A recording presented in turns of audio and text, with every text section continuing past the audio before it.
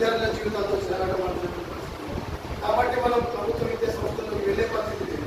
ప్రభుత్వ విద్యా సంస్థలకు వెళ్ళి చదువుకున్నామంటే ఇక్కడ వసతులు లేవు, బోధించడానికి ఉపాధ్యాయులు. ప్రైవేట్కి వద్దామా చదువుకుందామని చెప్పేసి ప్రైవేట్కి వస్తే లక్షల రూపాయల ఫీజుల పేరుతోటి ఆర్థిక దోపిడీ చేస్తా ఉన్నటువంటి పరిస్థితి.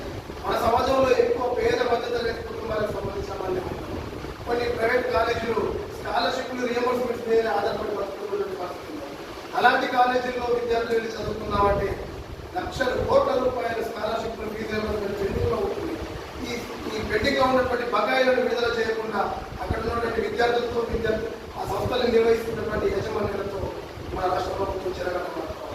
దీనివల్ల పేద మధ్యతరగతి విద్యార్థులు చదువు అందనటువంటి పరిస్థితి ఏర్పడతా ఉంది. లక్షల రూపాయల ఫీజుల పేరుతో ప్రైవేట్ స్కూల్స్ దోపిడీ చేస్తా ఉన్నాయి. పుస్తకాల పేరుతో, యూనిఫామ్ల పేరుతో విద్యను పూర్తిగా వ్యాపారంగా చేసి ఒక మార్కెట్లో అంగడి సరుకులాల విద్యను మార్చినటువంటి పరిస్థితి. దీని మీద ఖచ్చితంగా మన విద్యార్థి సంఘంగా మనం నడుపుకి పోరాడాల్సినటువంటి పరిస్థితి ఉంది.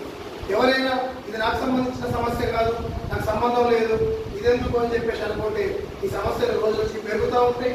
దోపిడీ చేసేవాడికి హద్దు అదుపు లేకుండా పోతా ఉంది. రోజులకి దోపిడీ చేసేవాళ్ళు పెరుగుతూ ఉన్నారు, దోపిడీ గురయ్యే వాళ్ళు మనమే ఉంటా ఉన్నాం.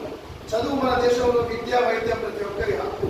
విద్యా వైద్యం ఎక్కడైతే ఉచితంగా లభిస్తుందో ఆ సమాజం అత్యంత అభివృద్ధి చెందుతుంది. కానీ మన దేశం ఎందుకు అభివృద్ధి చెందుతున్నాయంటే మన దేశంలో విద్యని కోరుకోవాలి, వైద్యాన్ని కోరుకోవాలి.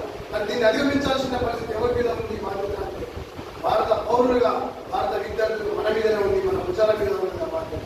కాబట్టి మీరందరూ కూడా భవిష్యత్తులో యుఎస్పై నిర్వహించేటువంటి ఉద్యమాల్లో కలిసి రావాలని చెప్పేసి ముఖ్యంగా మన ఆర్మూర్ పట్టణ కేంద్రంలో